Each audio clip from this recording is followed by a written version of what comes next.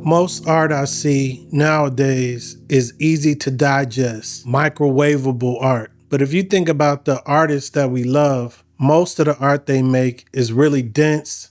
It has a lot of layers to it. And we come back and revisit their art over and over and over again. Today, I want to show you a concept called content density. Content density is more about attention to detail and how much time you spend on a project than it is about how you market or how much money you put into a project. With density, it doesn't have to be a destination. You can build a doorway. They search for the item. They fill in the gaps. It's just your job to put them there. I just know in my own mind that we all have a different idea of all the words we're using. So I don't really have too much, really can't take it too seriously because we're reading, like if I say the word house, like we're both going to see a different house. Sensory detail, the things that you can not just hear, but you want people to see something, you want people to smell something. So even using terms like cigars on a song gives you like a sensory detail. I really wanted to do a song that felt like a painting by Annie Lee. Let's think about someone like Kendrick Lamar. There's so many breakdowns online about Kendrick Lamar's work. If you think about his album covers, there's been breakdowns based solely on his album covers alone. Hidden messages, how they connect. I think the biggest difference between him and Drake is that Kendrick has more layers to his artistry, always finding something new, Easter eggs. There's so many things there for you to pull from that sometimes even the audience might find things that wasn't even Kendrick's intention. And when you compare him to Drake, you just don't get that from Drake. You get great music from Drake, but it's not the same level of content density. It's not something that you'll take in the lab and you'll deconstruct to see what the parts are made of. And I think in the long term, those are the people we remember. It's like, one of your uncles gives you a Stevie Wonder album and he says, study this. Even Hitchcock, way back then, understood content density. Can you explain what a MacGuffin is? Yes, a MacGuffin you see in most films about spies. It is a thing that the spies are after.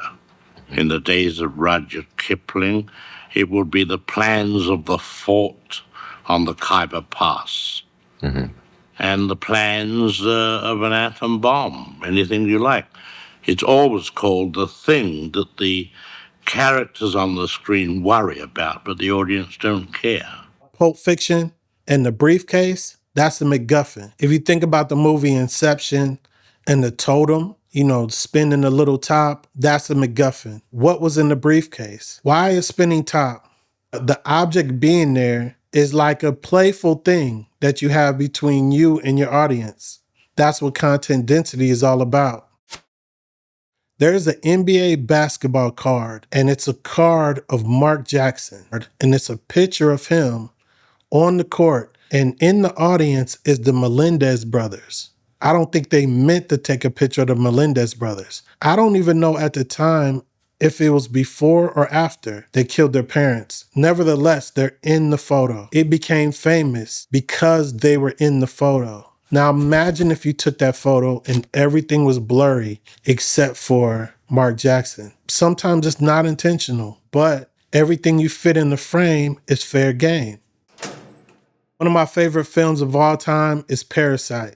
And this is a spoiler alert if you've never seen the movie Parasite. They show water in two parts of the film. They're flooding in water, and another part of the film, they're wasting water to water the grass, juxtaposing that one scene to another. It's way better than relying on dialogue to tell you, hey, I'm poor, or to tell you how poor I am or how much I'm struggling. There's a shot of them in the bathroom stealing Wi-Fi. They find a good spot to get Wi-Fi from. And if you look at the background and you see the toilet paper roll, you'll see one of the finished rolls laying on top of the toilet paper roll. I don't know if they did this intentionally or not.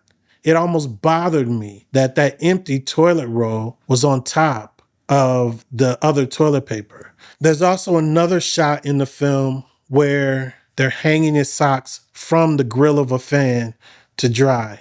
It's almost like to show you, necessity is the mother of all invention. The crazy thing is the camera doesn't zoom in on it or anything like that. It doesn't scream for your attention, but when you rewatch it, it rewards you. It really reminds me of If I Ruled the World by Nas. That was his lead single to It Was Written. When you listen to the verses, he's really lyrical in that song. What gave him the room to be that complex was everything else around the song. Everything around the lyrics that made up the song was very simple. The beat was from Houdini, and the song was called Friends. The concept of the song from Curtis Blow, same concept, same song title. There's part of a hook that Lauryn Hill sang that was also an interpolation from the Delphonics. That's 3 different generations you're touching in one song. Content density is more about attention to detail. You might not have the money, but you're willing to spend more time. Time becomes your currency. If someone who has a big budget, they might look to cut corners, but that doesn't necessarily make their artistry better than yours. And we've seen people spend an immense amount of money on blockbuster films, and a lot of them flop. When you look at film companies like A24, you kind of get an idea like, oh, these guys, they really know how to use their creativity. And to me, it's because they care a little more about the content itself and the layers, and they pay attention to the details. True today, embedded in the work that I do, is all the evidence of its own making. And anybody who wants to go back and, I've always said it's like dropping crumbs along the trail, Hansel and Gretel style. Anyone who wants to pick up the crumbs can retrace the journey that I made. It's not necessary to do that, but if you care to, you really do understand how art gets made. Ryan Coogler, to me, is one of the brightest and one of the best filmmakers right now at this time. Black Panther is a mixture of a bunch of, I would say, African history from different tribes, from different parts of Africa, kind of mixed in throughout the whole film.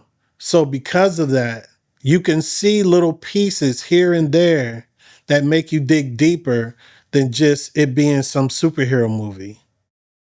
Yes, your content can be too dense. In order to have balance, you'll be simple in certain places and really complex in others. Listen to this interview by Basquiat. The interviewer talks to him as if he's unsophisticated. But years later, we're still looking at his work and learning from his work. In simple block letters, Basquiat has written Alexandria, Hector, and Aristophanes, names which not only connote glories of the past, but also remind us of school and our own enculturation. Some names have been crossed out or deliberately misspelled, and when we read the names, we can almost hear their sound. Basquiat creates concrete poetry, and his art has been reproduced in literary publications like the Paris Review. We asked Basquiat about the words in his paintings. Where do the words come from? Real life books, television. Yeah, and you just skim them and start including... No, I mean, when I'm working, I hear them, and I just throw them down. Oh, yeah? Well, I mean, things like Punic Wars. I remember that was in one of your... Oh, that was from a guidebook on Roman history. And you had been reading it, and... Well, it wasn't that long, that actual history part of it. It's like, history of Rome in 5 pages, Yeah.